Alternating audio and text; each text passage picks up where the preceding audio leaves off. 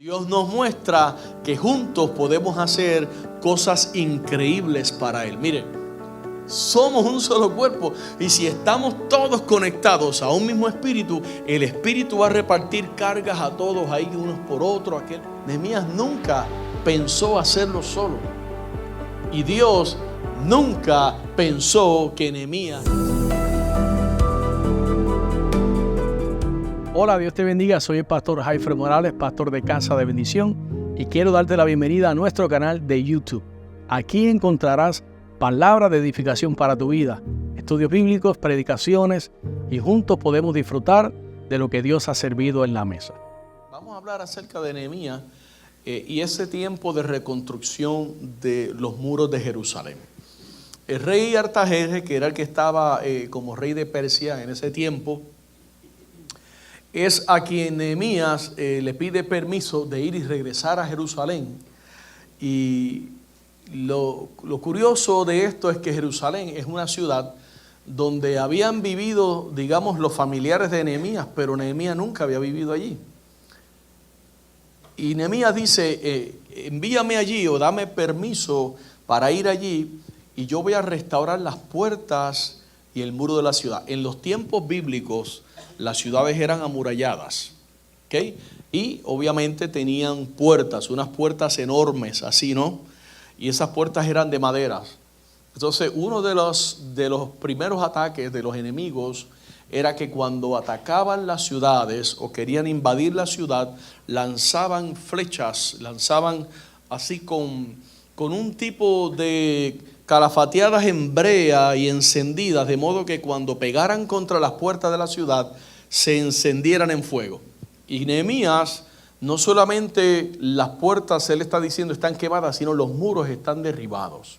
Ahora, aunque tenía la bendición Nehemías y tenía los recursos financieros porque estaba en el reino, estaba sirviendo, digamos, al líder político de aquel tiempo, Artajerjes, rey de Persia, aquellos que ya vivían en la región, que habían visto, digamos, conocían también de la situación y la condición de Jerusalén y conocían de Nehemías. Cuando Nehemías se lanza en ese proyecto, no crea que todo el mundo respaldó a Nehemías. Es lo mismo que nos ocurre a nosotros, ¿verdad que sí? ¿Cuántas veces nosotros nos lanzamos en proyectos en la vida, sean personales, sean eclesiásticos, ministeriales, y a veces nos vamos con una mentalidad de que cuando la familia se entere, olvídate, todo el mundo se va a unir conmigo y de repente ya luego no hay el respaldo que uno quiere? ¿Le ha pasado eso? En estos días alguien me contaba de cómo en un momento dado él reunió a la familia durante la época de Navidad y les llamaba y les decía, mira, este año yo quiero enviar regalos a los niños de allá de la aldea, del cantón, de allá donde somos nosotros en nuestro país. Y comenzó y él me dice, para sorpresa mía, pastor, todo el mundo se unió. Todo el mundo daba para un regalo, para dos regalos. Y logramos nosotros hacer la tarea. Eso es para que usted vea que todos somos la iglesia. No necesitamos un sábado de evangelismo para alcanzar almas. No necesitamos un sábado de alcance comunitario para ganar almas. Aunque cuando la iglesia los hace, pues venga y apoye. Pero todos podemos ser la iglesia desde nuestra plataforma. Y bueno, ellos me contaban, o él me contaba, de que fue exitoso. Lograron bendecir a los niños de aquella comunidad. Y él me decía, pastor, eran niños que recibían de repente un carrito y para ellos era lo máximo. Pero me decía, el asunto es que ese niño era yo 30 años atrás. Yo sé lo que un niño de esa edad, recibir una cajita de Navidad, que vamos a lanzarla ya el próximo miércoles, vamos a lanzar el proyecto de las cajitas de Navidad. Y tenemos como meta 100 cajitas de Navidad.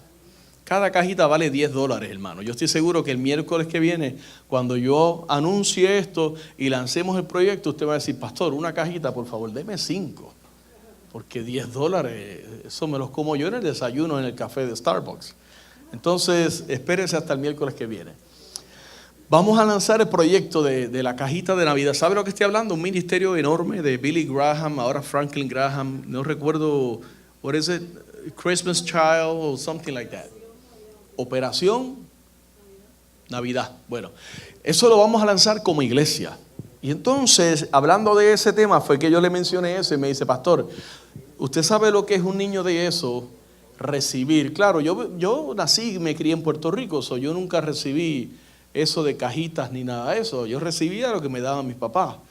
Pero un niño de eso recibir un par de guantes de jugar, ¿cómo es de eso? De portero, eso es lo máximo. Un carrito, y no solamente se alegran. Él me decía, como un dato curioso, me decía, abren las cajas y los huelen. Y dicen, huele a la USA, huele a USA, a Estados Unidos, todo huele diferente aquí, ¿no? Les digo todo esto, amado, porque queremos que usted se una. ¿Ve? En este paréntesis que hizo, queremos que usted se una y queremos que usted entienda que es importante para mí que usted sí respalde y apoye esto. Era importante para Nehemías, mucho más importante el trabajo que Nehemías estaba haciendo. Sin embargo, cuando Nehemías se lanza a hacer la voluntad de Dios, no todos le apoyaron. Bueno, entonces, completar el trabajo de Dios y hacer lo que Dios te ha llamado a hacer requiere diligencia. Diga conmigo, diligencia. Pero también requiere confianza en el Señor. Han habido momentos en mi pastorado en los cuales yo he dudado. Y yo, Señor, ¿y ahora cómo?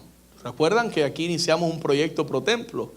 No es fácil para ningún pastor tener que iniciar y luego decir, iglesia, eso no va. Porque pues entendimos que no era y pues clarito me quedó.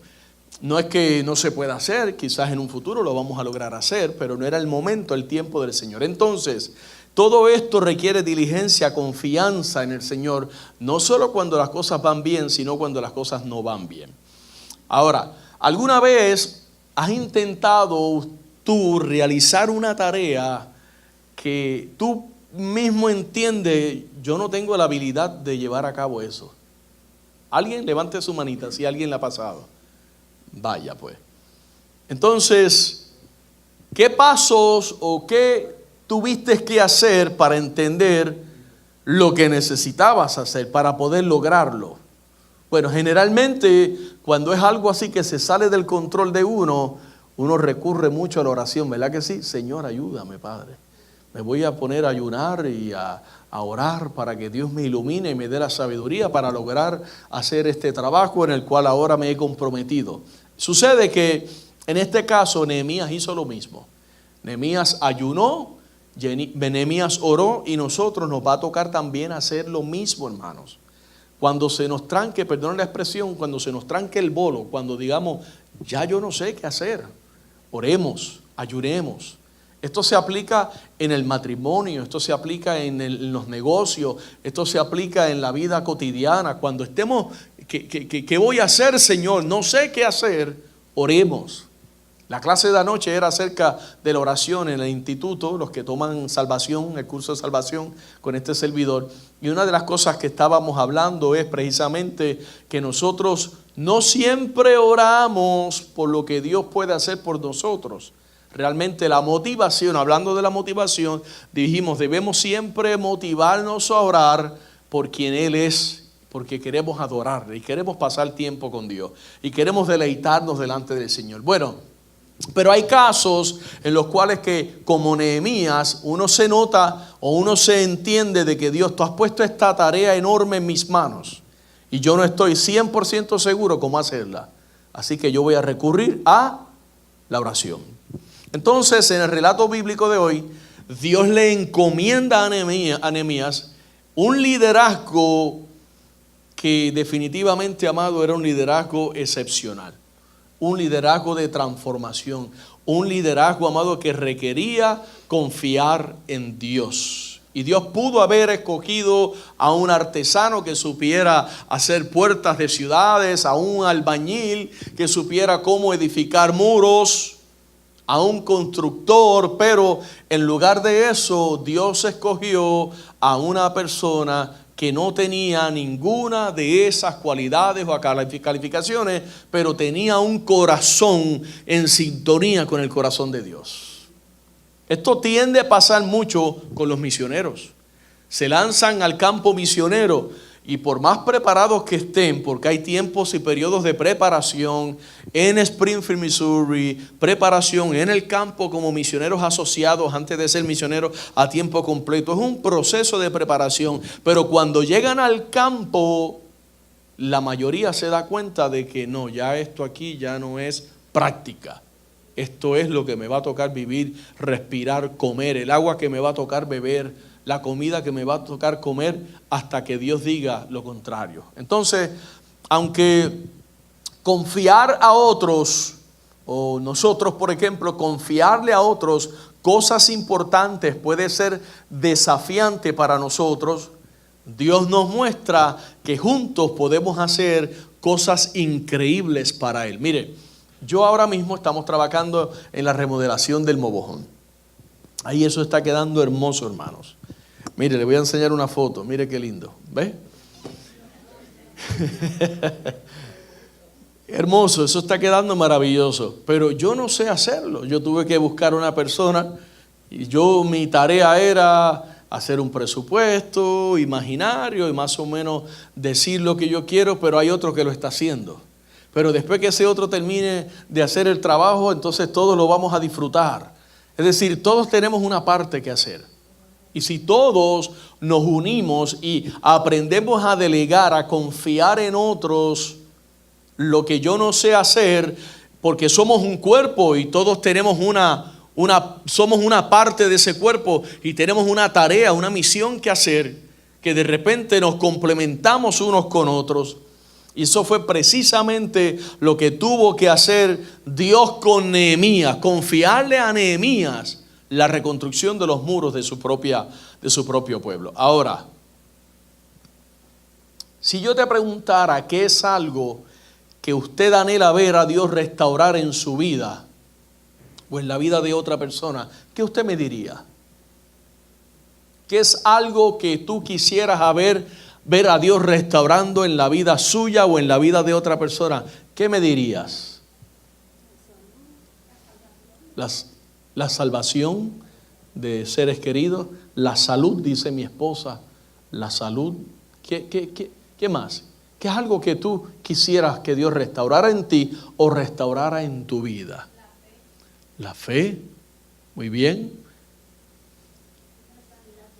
Una sanidad divina, gloria sea al Señor. Entonces, hermano, todos tenemos, no todos contestaron, pero todos estoy seguro que tienen una respuesta a la pregunta. ¿Hay algo que usted anhela? Que Dios, puede ser las finanzas en su vida. Señor, restaura las finanzas en mi vida porque ahorita estoy en una situación difícil. Bueno, ahora, la Biblia dice, cuando examinamos la vida de Nehemías, vemos que el relato empieza cuando él fue confrontado con la necesidad de reconstruir el muro de Jerusalén. Nehemías está en el palacio, Nehemías no tiene ninguna necesidad, Nehemías no carece de nada. Todo lo que quiere en la vida lo tenía a su mano.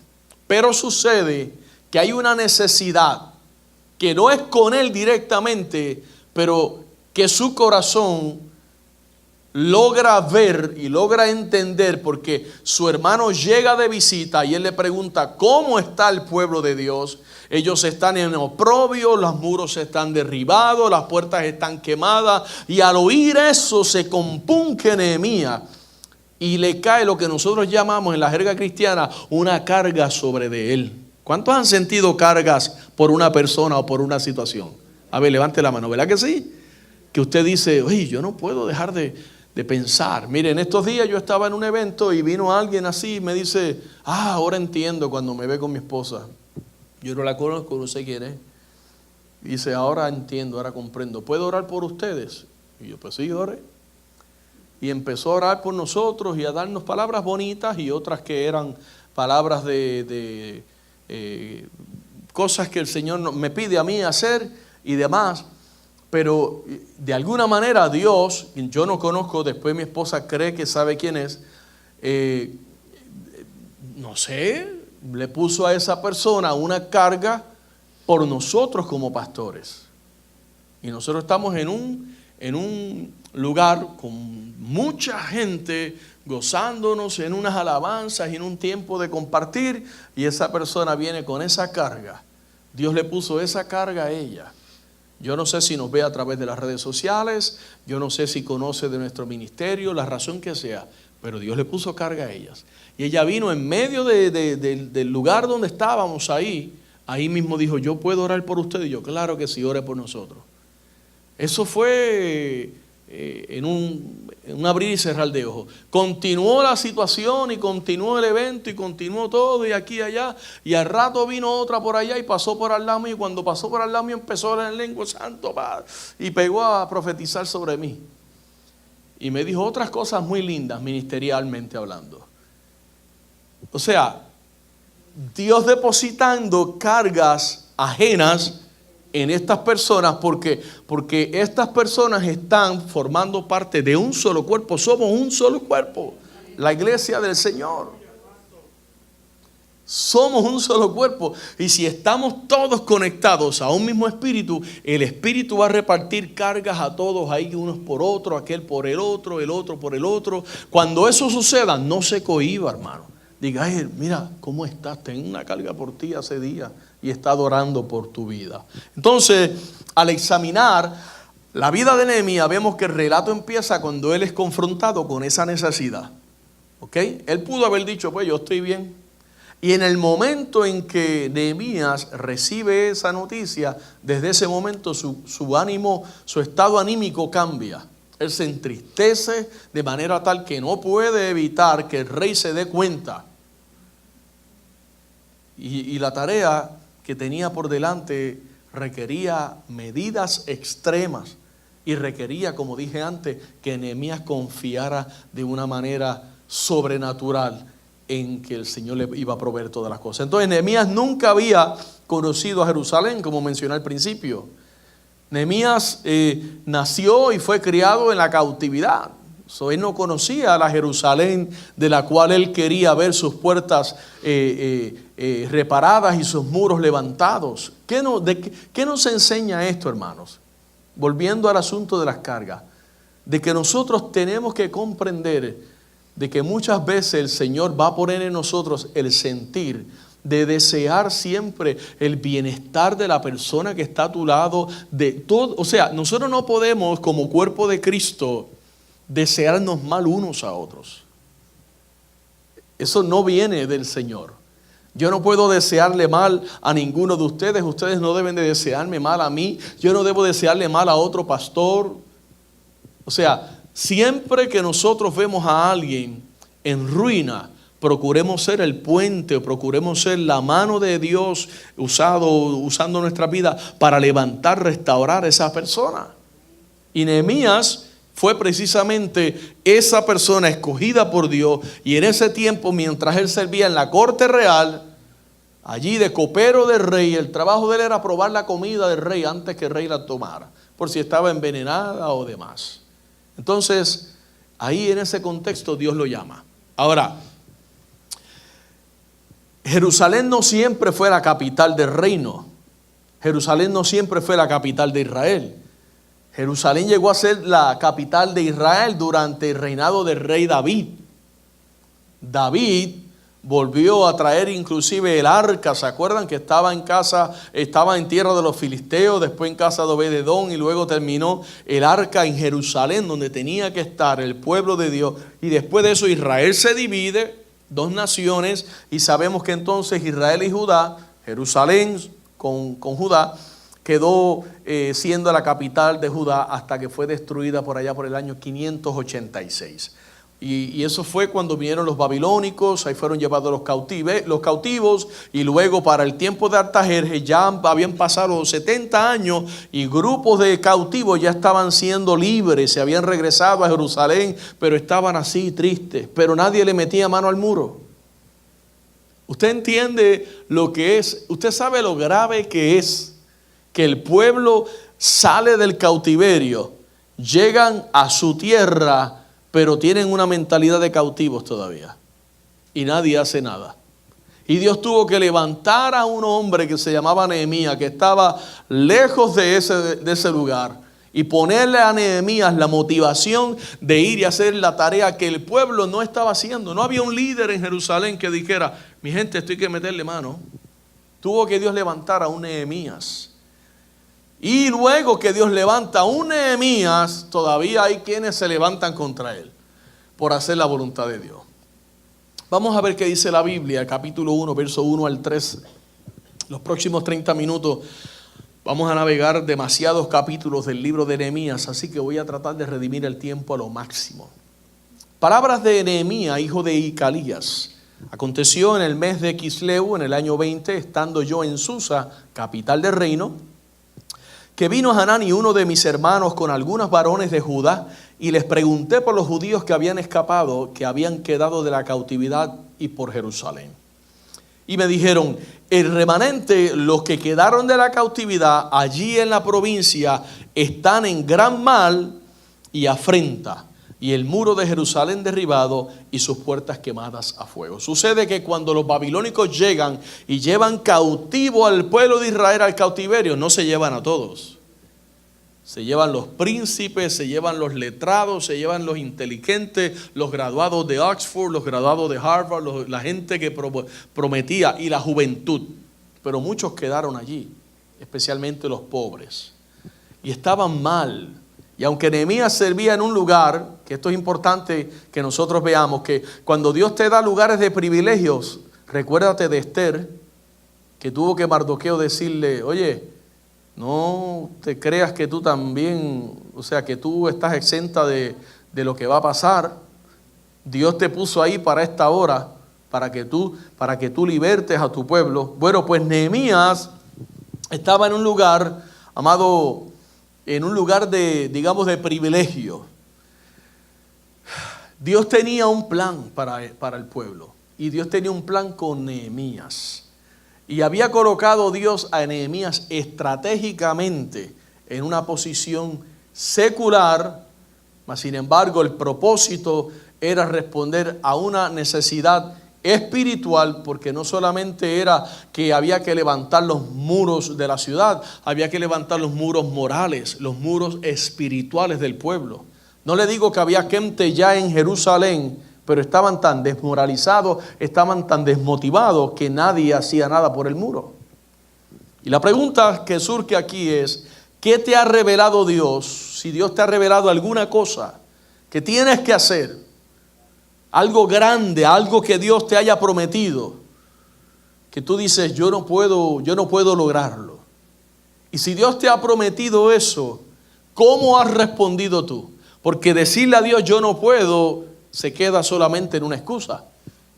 Pero si le decimos: yo no puedo, Señor, pero voy a buscar tu rostro en oración, en ayuno, en vigilias, hasta que tú me hables, hasta que tú respondas, hasta que tú me des las estrategias, hasta que tú me des la sabiduría, entonces no puedo, pero estoy yendo delante de aquel que todo lo puede. Y tarde o temprano voy a tener respuesta para mi vida. Pero aparte de esto, en el capítulo 1, verso 4 al 11, vemos el llamado de Dios al poner en Nehemías la carga. Y dice el verso 4: cuando oí estas palabras me senté y lloré, e hice duelo por algunos días, y ayuné y oré delante del Dios de los cielos. Quiere decir que Nehemías comenzó bien. Lloró, se sentó, manifestó su humanidad, manifestó sus sentimientos, pero también supo ir delante de Dios. Y dijo, verso 5: te ruego, oh Jehová, Dios de los cielos, fuerte, grande y temible, que guarda el pacto y la misericordia a los que le aman y guardan sus mandamientos, esté ahora atento tu oído y abierto tus ojos para oír la oración de tu siervo, que hago ahora delante de ti día y noche. Quiere decir que él fue delante de Dios con esa carga día y noche. Es importante que antes de pedir oración, nosotros oremos por nuestras propias necesidades. Día y noche. Día y noche. Y dice: por los hijos de Israel tus siervos y confieso los pecados de los hijos de Israel que hemos cometido contra ti. Fíjese la posición que él asume. Él no se justifica, no dice, oh, gracias por escogerme para salvar a este pueblo, porque tenía que venir alguien como yo, porque mira cómo están estos. No, él se humilló y él pidió perdón y dijo, hemos cometido contra ti, sí, yo y la casa de mi padre hemos pecado. En extremo nos hemos corrompido contra ti y no hemos guardado los mandamientos, estatutos y preceptos que diste a Moisés tu siervo. Acuérdate ahora de la palabra que diste a Moisés tu siervo. Es decir, que Nehemías tenía una, ¿cómo se llama eso? Cuando uno tiene muchas almas, un arsenal. Nehemías tenía un arsenal. Él sabía las promesas que habían sido dadas a sus antepasados. Él sabía las promesas de Dios. Acuérdate de lo que le dijiste, la palabra que le diste a Moisés, tu siervo, diciendo, si ustedes pecaran, yo los voy a dispersar por los pueblos. Cautiverio. Fue precisamente lo que pasó. Pero si se vuelven a mí y guardan mis mandamientos y los ponen por obra, aunque su dispersión fuere hasta el extremo de los cielos, de allí los recogeré y os traeré al lugar que escogí para hacer habitar allí mi nombre, y ese lugar es Jerusalén. Eso es lo que está él, apelando a las promesas de Dios. Si tú estás haciendo la voluntad de Dios, tú tienes derecho a tener las promesas de Dios sobre tu vida. Y ellos, dice el verso 10, pues son tus siervos y tu pueblo, los cuales redimiste con tu gran poder y con tu mano poderosa. Te ruego, oh Jehová, esté ahora atento tu oído a la oración de tu siervo y a la oración de tus siervos. Es decir, que había gente orando, no era él solo. Quienes desean reverenciar tu nombre, concede ahora buen éxito a tu siervo y dale gracia delante de aquel varón. Porque yo servía de copero al rey, es decir, delante del rey. Nehemías está dentro de una situación que él no pidió estar, pero ya tiene gente con él. Eso es lo que nosotros tenemos que comprender. El tiempo de los llaneros solitarios pasó, hermano. Lo que pasa es que muchas veces no podemos trabajar entre nosotros mismos porque se nos olvida lo que dice Oseas 3:3. Amós 3:3. ¿Andarán dos justos si no estuvieron de acuerdo? Primero tenemos que ponernos de acuerdo. Primero tenemos que poner qué es lo que nos une. Y después que tengamos eso definido, vamos a trabajar por eso que nos une. El bien de la iglesia, el bien de la juventud, el bien de la niñez. Vamos a hacer nuestra parte. Yo quiero ser de los que cuando vean el muro digan ahí familia Morales. Yo puse ahí mi ladrillo. Entonces Nehemías está al tanto de las necesidades de su pueblo, aún en medio de su situación como siervo. Porque estaba en un lugar privilegiado, pero seguía siendo un siervo.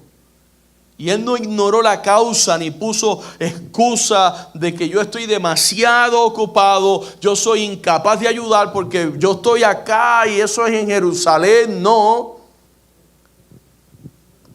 Tampoco le huyó al llamado y tampoco usó como excusa, como muchas veces nosotros usamos, la falta de tiempo. Porque todos tenemos 24 horas. Él de inmediato fue a Dios con esa convicción en su corazón de que él estaba recibiendo de Dios un llamado a una tarea que, aunque parecía imposible, si tú me llamaste, tú me vas a dar la manera de hacerlo. Si usted me pregunta, pastor, en los casi 9 años que tú llevas pastoreando, ¿cómo fue cuando tú iniciaste? ¿Cuál fue el plan ministerial? Ninguno, hermanos. Si tú te planeas, si tú tienes muchas veces cosas escritas y eso funciona hasta cierto grado, pero muchas veces tú no puedes dejarte llevar por lo que está escrito. O sea, que tú has escrito. Tú tienes que resolver, tú tienes que responder a las necesidades cambiantes de la iglesia.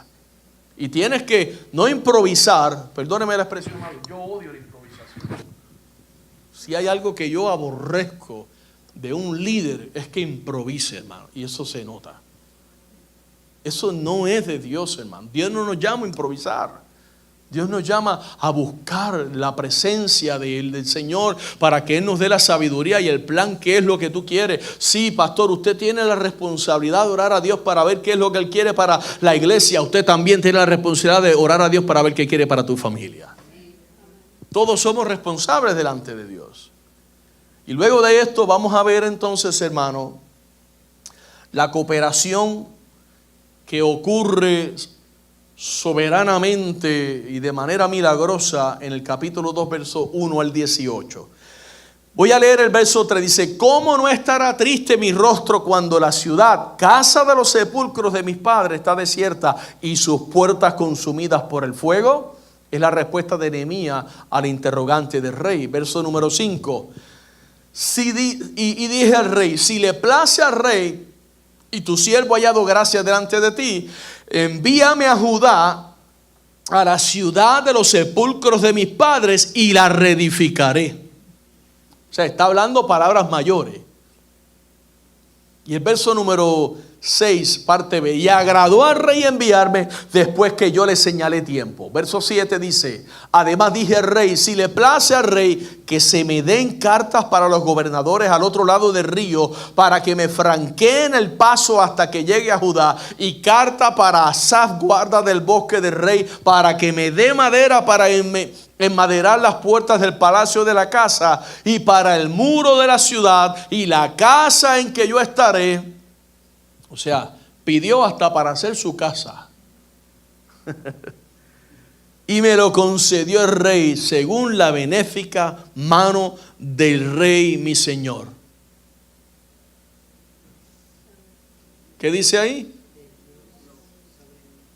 Según la benéfica mano de mi Dios sobre mí. Yo le estoy pidiendo al rey, pero es porque hace rato yo le pedí a Dios en oración. Eso es lo que está diciendo Nehemías. El rey es simplemente un instrumento que Dios está usando. El rey me está dando todo esto, pero la gloria es para Dios. Y luego el verso 9 dice: y el rey envió conmigo capitanes del ejército y gente de a caballo. Verso 17 dice: les dije pues: vosotros veis el mal en que estamos, que Jerusalén está desierta y sus puertas consumidas por el fuego. Vengan y edifiquemos el muro de Jerusalén y no estemos más en oprobio. Un líder tiene que saber identificarse con el dolor del pueblo. Y así como él dijo: y no estemos más en oprobio. Quiere decir que Nehemías se identificó con el dolor ajeno. Y verso 18 dice: entonces les declaré cómo la mano de mi Dios había sido buena sobre mí, y asimismo las palabras que el rey me había dicho. Y dijeron: levantémonos y edifiquemos. Así esforzaron sus manos para bien. Quiere decir que hubo un pueblo que respondió al llamado del Señor. Porque Nehemías no hubiera podido hacerlo solo, hermanos. Nehemías nunca pensó hacerlo solo. Y Dios nunca pensó que Nehemías lo hiciera solo. Nehemías sabía que él solo no iba a ser capaz. Como muchas veces nosotros tenemos que entender, hermanos, que lo que tú estás haciendo, a veces no estás logrando los resultados que quieres porque andas de llanero solitario. Necesitas unir fuerzas. Padre necesita unir fuerza con su esposa, con sus hijos en el hogar. ¿Cierto o no es cierto? Aquí en el ministerio yo necesito unir fuerza con otras personas que puedan atender otras áreas de la iglesia, para que juntos podamos alcanzar, cubrir todas las necesidades de la iglesia. Nehemías sabía que también necesitaba gente que lo ayudara a llevar a cabo la enorme tarea que tenía por delante. Había que reparar el muro, había que levantar las puertas. Eso no era un asunto de un día. Y luego van a ver que milagrosamente en 52 días lograron hacerlo todo. Pero fue porque trabajaron mano a mano 24/7. Él necesitaba gente. Yo les quiero recordar a ustedes, yo necesito su ayuda. En la iglesia necesitamos ayuda cortando la grama, necesitamos ayuda con los sugieres, necesitamos ayuda con los maestros, necesitamos ayuda en todas las áreas, con la limpieza de la iglesia, con todo, hermanos. Necesitamos ayuda. Y él empezó pidiendo la cooperación del rey. Y el rey le concedió el favor, le dio más todavía de lo que él pidió. ¿Para qué? Para que él fuera y no se preocupara. Es decir, el rey se aseguró de que no le faltara nada a Nehemías. Le puso hasta gente que lo iba a proteger en el trayecto de su viaje. Eso implicaba entonces, amado, que Nehemías no solo tenía que liderar en la oración, sino también tenía que elaborar un plan. Porque la otra cara de la moneda es que no solo es orar y actuar. Es orar y hacer cambio. Es orar y hacer ajuste. Es orar y venir al culto. Hay que hacerlo. Necesitamos cambiar muchas de las cosas y de los hábitos y de las costumbres que tenemos en nuestra vida, y no solamente va a ser orando. Hay que tomar medidas, hay que asumir responsabilidad y hay que meterle el pecho a lo que sea para poder ver entonces cambios. Ahora, no se apresuró a hacerse cargo de la obra Nehemías sin antes ir y orar. Sin antes examinar y ver cuidadosamente, considerando que era lo que era necesario. Él se levantó de noche y él se fue, él caminó por los muros, subía, bajaba, iba por una puerta, entraba por la otra.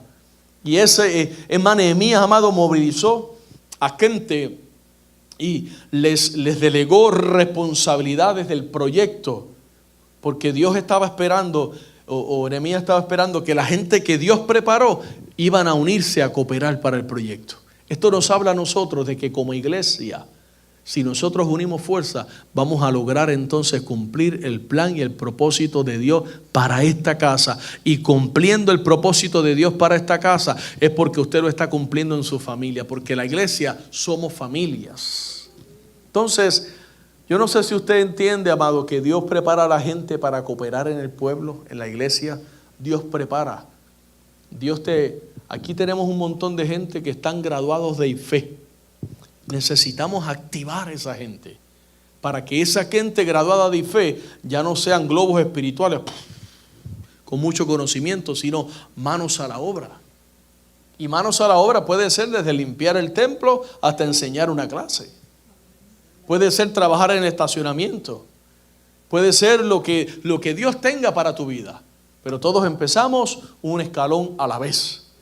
Lucas capítulo 14, verso 28, hablando de que no solamente es orar, sino que también hay que tener un plan. Dice el texto: porque ¿quién de ustedes, queriendo edificar una torre, no se sienta primero y calcula los gastos, a ver si tiene lo que necesita para acabarla? Eso me habla a mí de que después de orar y saber que hay que hacer la torre, entonces hay que hacer un plan. Hay que tener un plan. Yo quiero creer que Dios está preparando gente aquí, allá en los salones con los niños y los jóvenes. Gente que se van a parar en la brecha conmigo. Gente que van a cooperar en lo que sea necesario para que esta obra siga adelante. Gente que están creyendo por cosas mayores, sabiendo que Dios todavía no ha terminado contigo ni con esta casa, casa de bendición. La pregunta es: cuando Dios te da una tarea, ¿tratas de manejarla? ¿Tratas de hacerlo por ti mismo? Y la otra pregunta, y esta no es retórica: ¿por qué cree usted que es importante reunir a otros líderes y obreros para servir juntos? Vamos a ver, en lo que yo tomo agua, piense. David. Eso se llama cross training, ¿verdad? Aprender unos de otros. Una de las cosas que la empresa que yo trabajé, el dueño, Steve Clapp, hacía era que cuando había problemas con una persona particular, un empleado, lo sacaba de su área y lo ponía en un área mucho más fuerte. Y luego de tenerlo allí 2-3 semanas, la persona regresaba a su área humilde, tranquilito, respetando el trabajo que hacía el otro. Porque muchas veces, este se cree que, claro, como él está sentado ahí todo el día, yo tengo que estar descargando los camiones. Pues entonces el dueño, Steve, lo sacaba de estar descargando el camión y lo sentaba 3 semanas en la silla de esa persona, literalmente, al lado. Y la persona que a lo mejor tú estaba al lado contigo 3 semanas diciéndote cómo hacer el trabajo. Y tú ahí. Y a las 3 semanas ya tú no querías estar ahí. Regresabas a tu lugar y ya no te quejabas más. Eso deberíamos de practicarlo en la iglesia, ¿verdad que sí? Sí. Pero no solamente con los líderes para abajo, sino los que están abajo. Pues venga y predique usted, hermano. Venga, enseñe usted. Váyase a hacer la visita. Vaya al hospital. Vaya a la visita del hogar. Vaya a ver al enfermo. Hermano, pero gócese si yo no lo estoy diciendo por usted. A usted se lo estoy diciendo. Pero yo no lo digo por usted. Pero es necesario que aprendamos a respetar.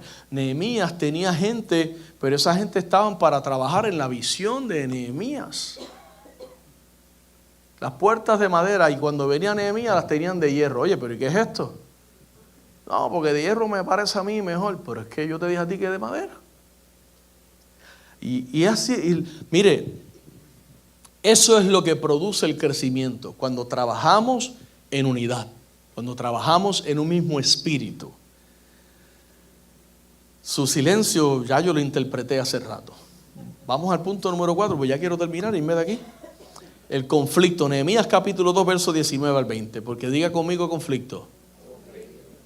Pero cuando lo oyeron Sanbalat honorita, Tobías el siervo amonita y Gesem el árabe, hicieron escarnio de nosotros y nos despreciaron, diciendo: ¿qué es esto que hacéis vosotros? ¿Os rebeláis contra el rey? Y sabían que tenían el ok del rey, pero por lambeojo les quedaron mal. Y en respuesta le dije: el Dios de los cielos, Él nos prosperará, y nosotros sus siervos nos levantaremos y edificaremos, porque vosotros no tenéis parte, ni derecho, ni memoria en Jerusalén. O sea, ni un ladrillito va a decir ahí Sanbalat, ni uno.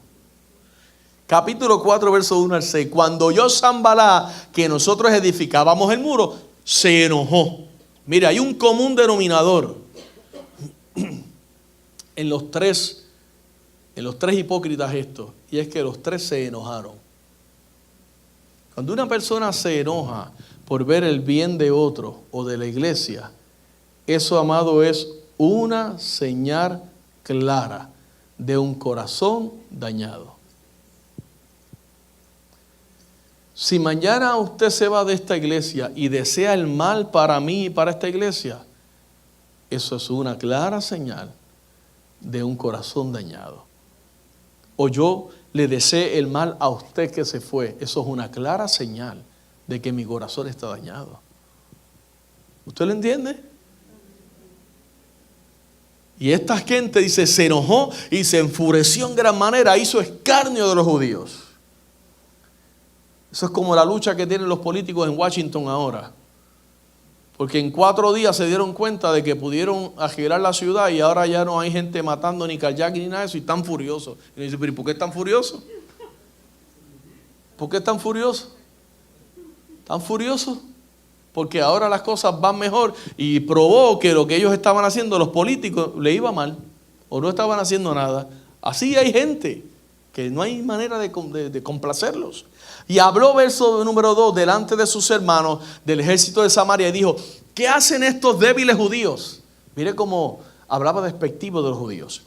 ¿Y se les permitirá volver a ofrecer sus sacrificios? ¿Acabarán en un día? Sarcasmo, el sarcasmo bien pronunciado en una persona que tiene un corazón herido.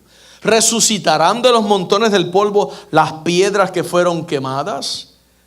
Y estaba junto a él Tobías amonita, el cual dijo: lo que ellos edifican del muro de piedra, si subiera una zorra lo derribará.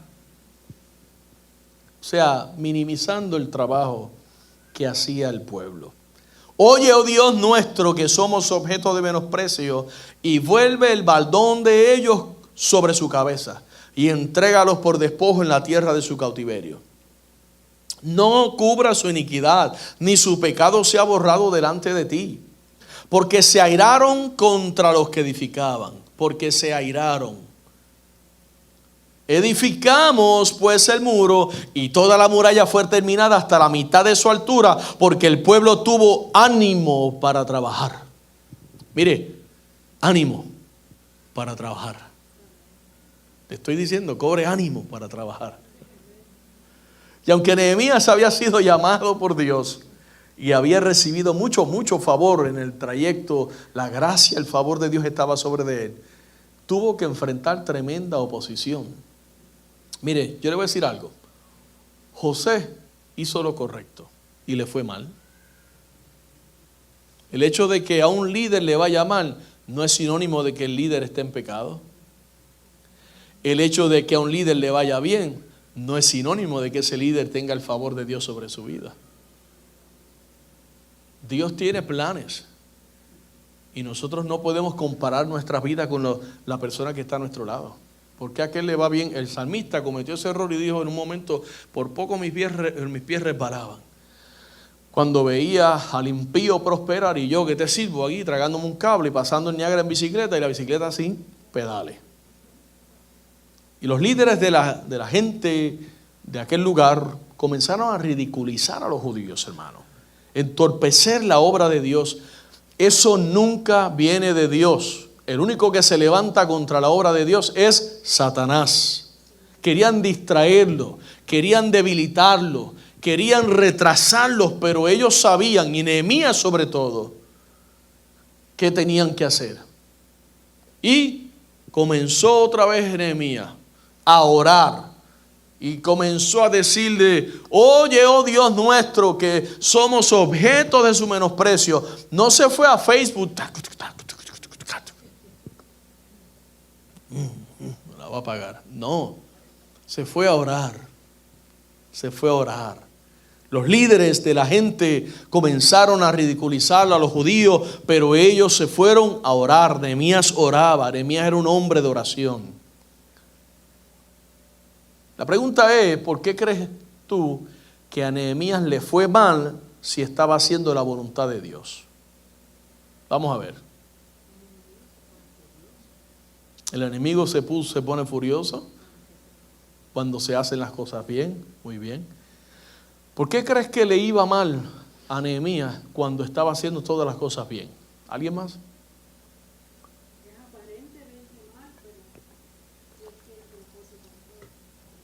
Aparentemente mal, pero Dios tiene propósito en ello. Claro que sí. Ve, si usted lee la clase.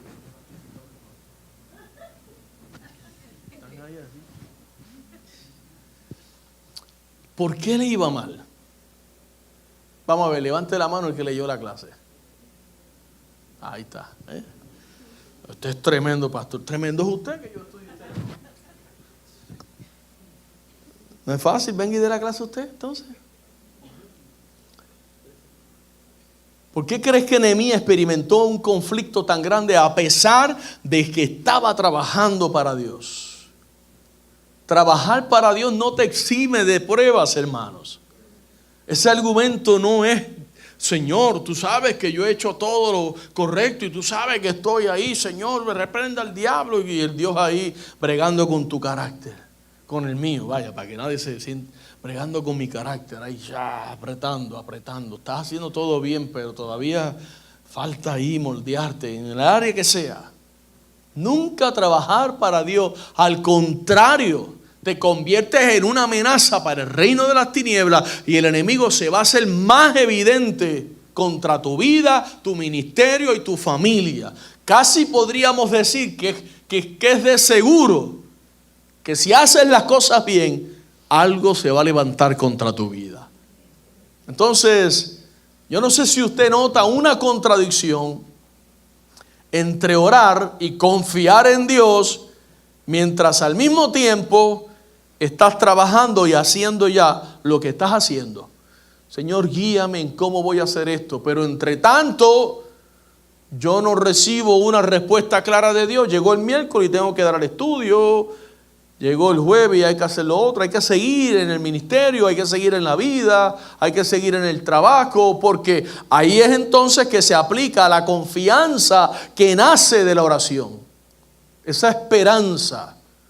Como yo sé que yo estoy orando, pues tú no me vas a dejar caer en tentación.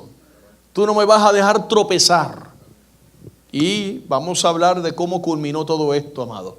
Capítulo 6, versos 15 al 16. Fue terminado pues el muro el 25 del mes de Elul en 52 días. Y cuando lo oyeron todos nuestros enemigos, temieron todas las naciones que estaban alrededor de nosotros y se sintieron humillados. Y conocieron que por nuestro Dios había sido hecha esta obra.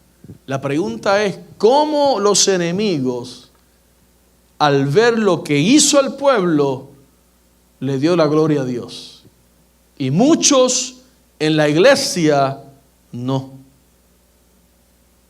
glorifican al Señor por las cosas lindas que Dios hace.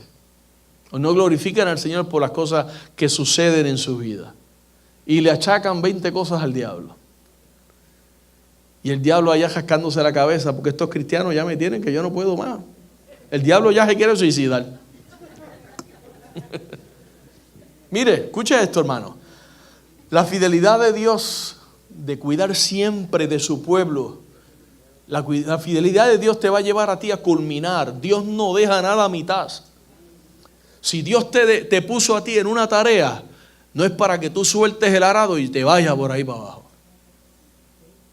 No, Dios te puso a ti a hacer una tarea, es para que tú la termines, para que tú hagas lo que Dios te ha llamado a hacer. Trabaja en el muro, con una mano trabajas en el ministerio y con otra trabajas en donde trabajas, y haces las dos cosas, y trabajas en la obra, y trabajas en la iglesia, y trabajas en lo que te venga a la mano a hacer. Y en 52 días terminaron el muro y las puertas, hermano. Y Dios usó de una manera poderosa un hombre sencillo, un hombre que lloró y se humilló y se arrepintió y pidió perdón por un pecado que él personalmente no había ejecutado. Es decir, amado, tenemos mucho que aprender del liderazgo de Nehemías, un liderazgo ejemplar que él logró hacer sobre el pueblo judío, y logró que el pueblo se renovara y se reactivara al vencer los obstáculos y alcanzar la meta. Nehemías fue excelente líder. Ahora culmino con estas palabras. Dios guió al pueblo judío en todo este trayecto, como el Espíritu Santo guía a la iglesia hasta que Cristo venga por nosotros, hermanos. Hay propósitos mayores a lo que nosotros estamos viendo en este momento. Lo único que yo necesito de usted es que usted lo crea, hermano. Y que al creerlo lo materialice. Y ponga las manos al arado. Póngase a trabajar en la obra del Señor. Póngase a hacer algo, que no venga Cristo y lo encuentre ahí con un crazy glue pegado a la silla. Tantas cosas que hay que hacer. Tanto que hay que hacer en la obra, en la casa del Señor. Yo de verdad no necesito de seguir diciéndolo porque ya ustedes lo saben, pero necesito que pongamos todos nuestro granito de arena. Envuélvase en todo esto que estamos haciendo allá atrás. Yo estoy todos los días aquí con mi esposa, todos los días. Venga por ahí, no pregunte, no llame. Venga, pastor, llegué, ¿qué hay que hacer? Siempre hay que hacer. Mañana hay que cortar la grama, hay que hacer el edger, hay que hacer el trimmer, hay que limpiar el mobile home, la parte de afuera del mobile home, porque el viernes hay culto y queremos tener todo bonito. Hay que pintar los baños, el de las damas, el de los hombres, hay que pintar el media room, hay que pintar todavía unas cositas que faltan. Si usted llega por aquí, créame que yo le voy a poner a trabajar. Solamente llegue.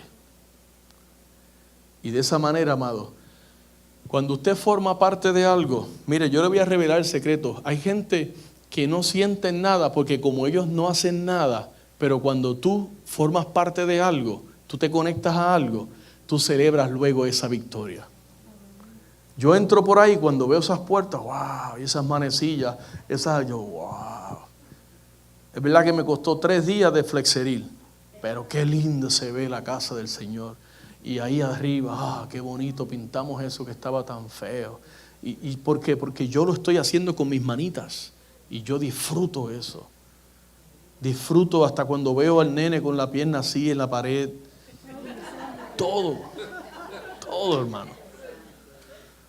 Todo, hermano. Póngase de pies conmigo. Hola, sé que esta palabra ha sido de grande bendición para tu vida y quiero invitarte a que nos visites presencial a nuestras facilidades. Estamos ubicados en el 2525 de la Fortune Road en Kissimmee, Florida, 34744. O puedes comunicarte llamando al 407-483-7845. Bendiciones.